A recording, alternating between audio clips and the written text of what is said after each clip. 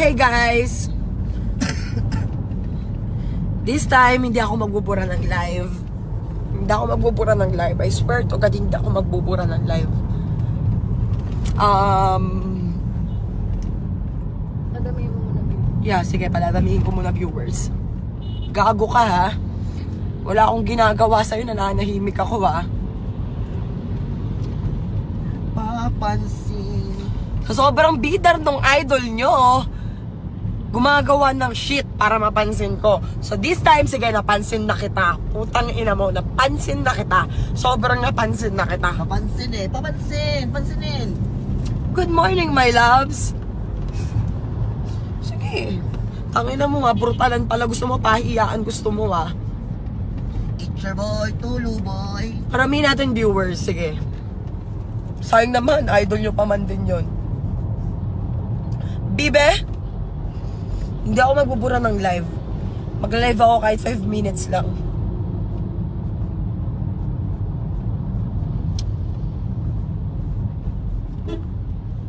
Wag na muna kayo mag-shoutout. Pakinggan nyo muna yung sasabihin ko.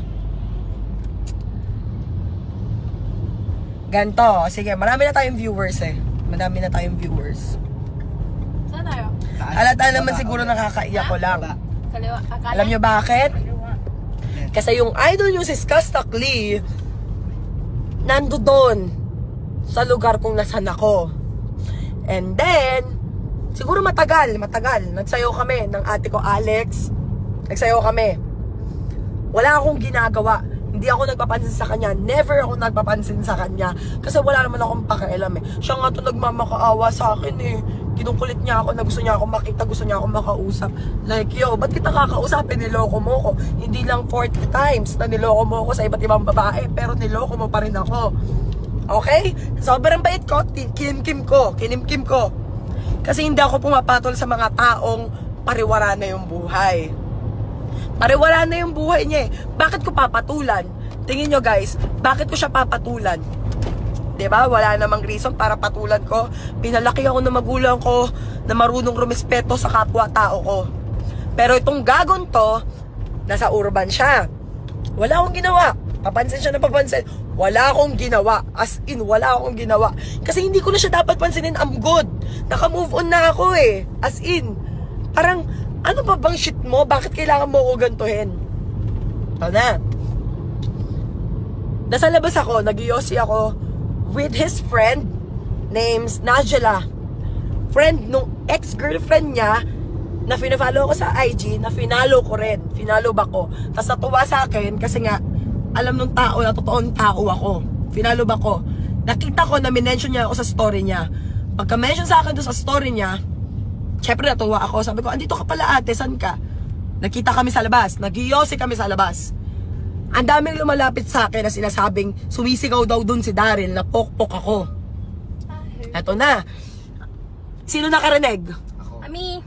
Hindi porket karamay ko to. Eto na yung pakikinggan ko. Lahat, ultimo bouncer at may-ari ng club. Iisa sinasabi. Sinisigaw ni Daryl Borja Ruiz, aka Skastak Lee, na pokpok ako. Nasa labas ako. Lumapit yung best friend kong bakla. Zainab, halika dito. Bilisan mo. Ayaw kong umalis kasi may kausap ako. Pero kinausap ako na maayos. Okay. Sabi ko, ano ba yon? Sumisigaw doon si Daryl na pokpok ka daw. Oh, pokpok ako? Kailan? Saan tayo? Dito, kaliwa. Pagkasigaw niya noon, lumapit ako. Paglapit ko, umakit ako. Nasa taas sila eh. Nasa baba ako. Stay on the right.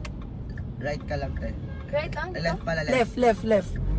Sumisigaw siya ng pokpok ako. Okay, pokpok ako ha. Sige.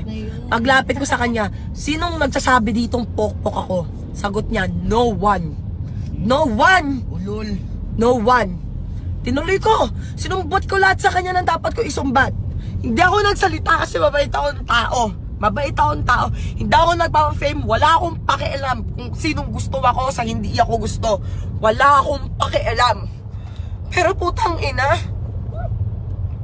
gagaguhin mo ako na wala akong ginagawa sa'yo? Anong reason mo? Anong shit mo? Porket ano? Porket di kita pinapansin? Ha? Porket di kita pinapansin na ayaw na kitang balikan kasi marumi kang lalaki. Sabi niya, pokpok ako. Binalik ko sa kanya ngayon. Sinong pokpok sa atin ngayon? Sino ba talaga yung pokpok sa atin ngayon?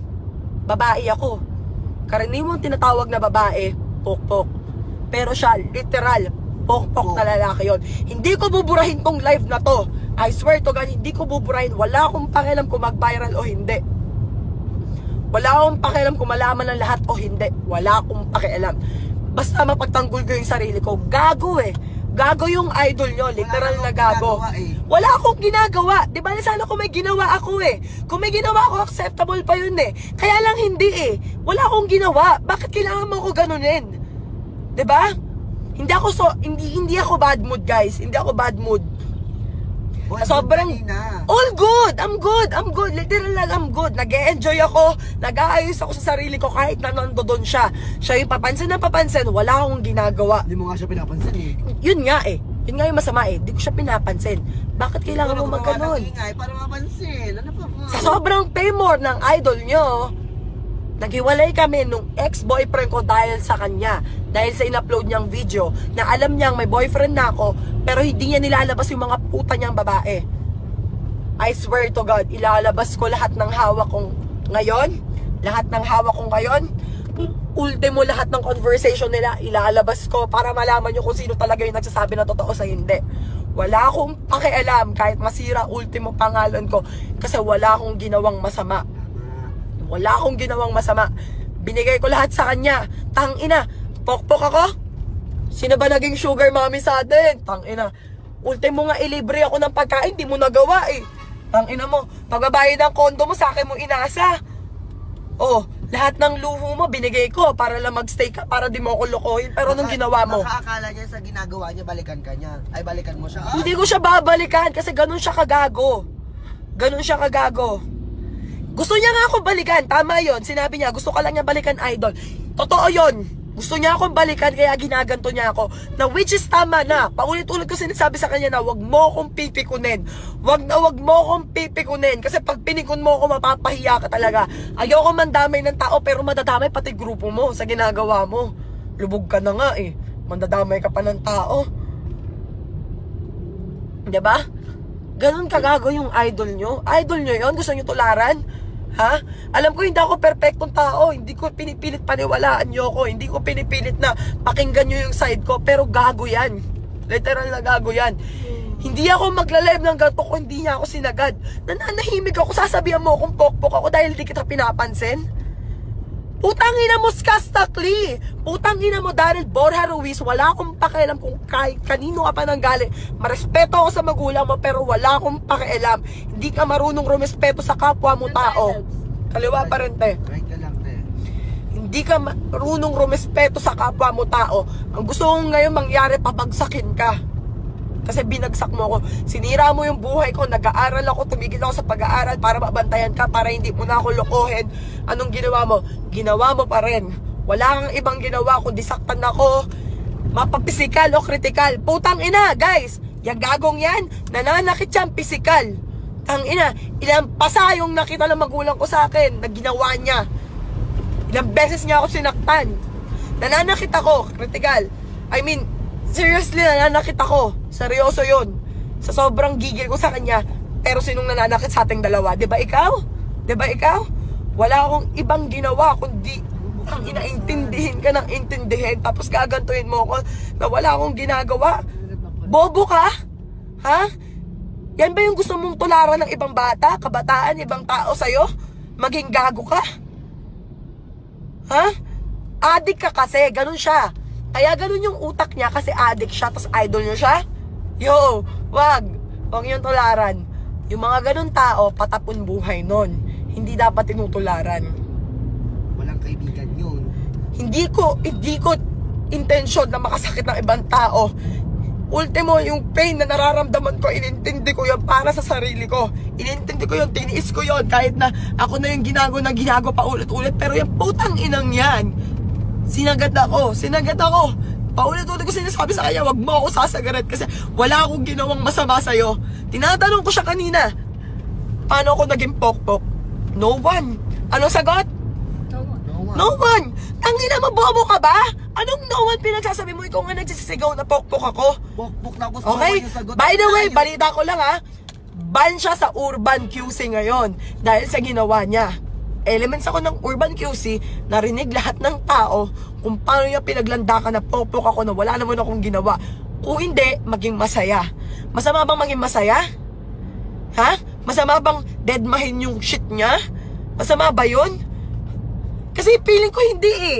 Dinedma lang kita kasi sinaktan mo ko eh. Sinira mo na yung buhay ko eh. Stay right.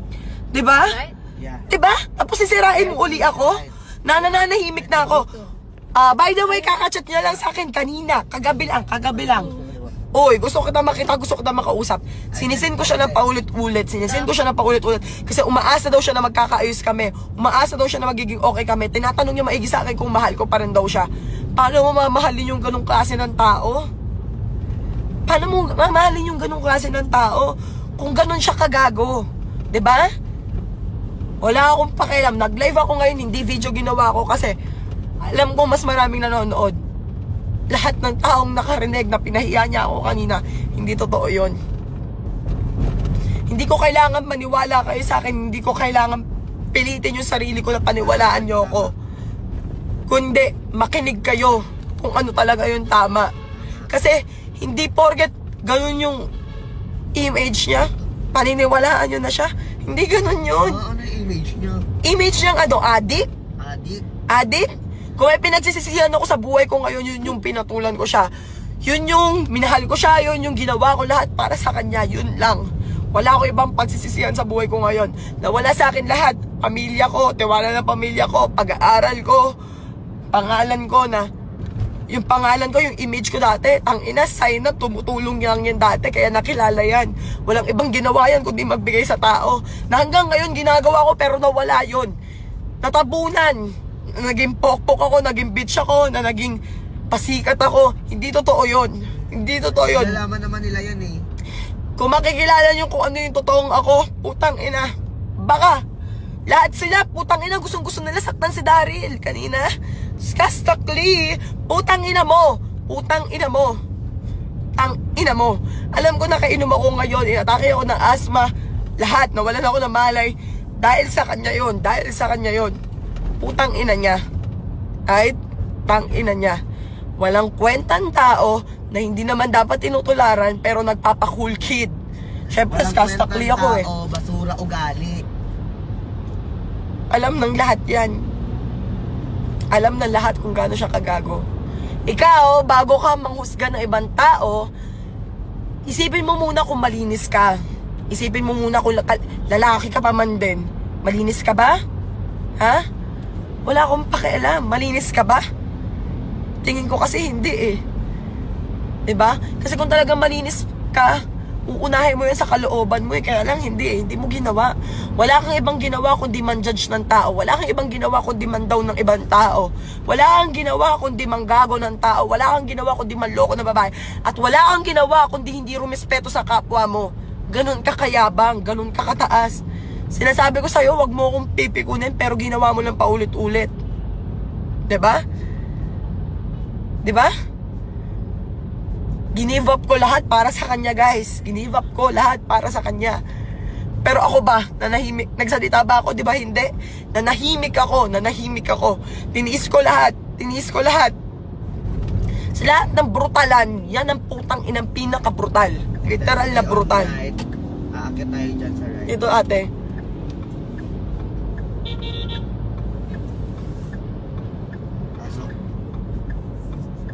Hindi ako nakipagbalikan sa kanya. Actually, ilang beses ko siyang tinanggap nung una kasi mahal na mahal ko siya eh. 'Di ba? Pero tiniis ko. Nilunok ko yung pride ko, nilunok ko yung respeto ko sa sarili ko. Yun yung sinasabi ko na walan ako ng respeto sa sarili ko dahil sa kanya. Kasi nga, wala siya ibang ginawa kundi babuyin ako, apakan yung pagkatao ko bilang babae na hindi naman tama. Tangina, may nanay ka. Mag-isang anak ka. Lalaki ka pa. Pero may nanay ka. Yung nanay mo napakabait nun para ganunin mo. What if kung nanay mo yung nakakaranas ng ganon? Tingin mo tama yun? Di ba hindi? Di ba? Left ate, left tayo. Wala akong ibang ginawa. Indihin ka. Masasabi ko lang sa'yo, good luck sa career mo. Ilalabas ko lahat ng baho mo, ilalabas ko kung anong meron ka, wala akong pakialam. Kahit hindi ako gustuin ng tao dahil idol ka nila, wala akong pakialam. Maglabas ka ng statement mo, wala akong pakialam. Patunayan mo munang pokpok ako. Patunayan mo munang maruming babae ako. Patunayan mo munang masama ugali ko. Kasi wala akong pinakita sa'yo yung masama yung ugali ko. Wala akong pinakita sa'yo na para ganunin mo ko. Tangina, babae ako. Kahit nga hindi na lang babae, respeto na lang bilang tao. 'Di ba? Respetuhin mo na lang ako bilang tao. Kaya lang hindi. Sa sobrang taas mo, feeling mo, kaya mo lahat. Na hindi naman tama. Hindi tama, bro. Makikipagbalikan ka na lang, dapat ang ginagawa mo, ayusin mo. Ayusin mo yung buhay mo, ipakita mo deserving kang balikan. Kaya lang hindi eh. Pinakita mo sa akin, brutal ka, talagang gago ka. Ganon ka ka-brutal. Hindi ka papansinin, magagalit ka? Yo. Hindi ka papansinin, magpapapansin ka. Respeto na lang, pre. Masyado kang desperado eh. Hindi lang sa akin, pati sa ibang babae. Ma-fuck mo lang, pipilitin mo. Diba? Diba? Ganun ka. Kahit sobrang dugyot ang babae, pagpapalit mo yung taong mahal ka. Pagpapalit mo yung taong minahal ka ng sobra, pagpapalit mo yung taong inaalagaan at may pakialam sa'yo. Para lang sa sarili mo. Sa sobrang fuckboy mo, kailangan mo na magpa-check up. Kailangan mo uminom ng gamot, pre. Yun lang masasabi ko. I have to go kasi wala na akong oras sa'yo. Ilalabas ko lahat ng baho mo. That's it! Bye. Love! Bye, bitch! Fuck you!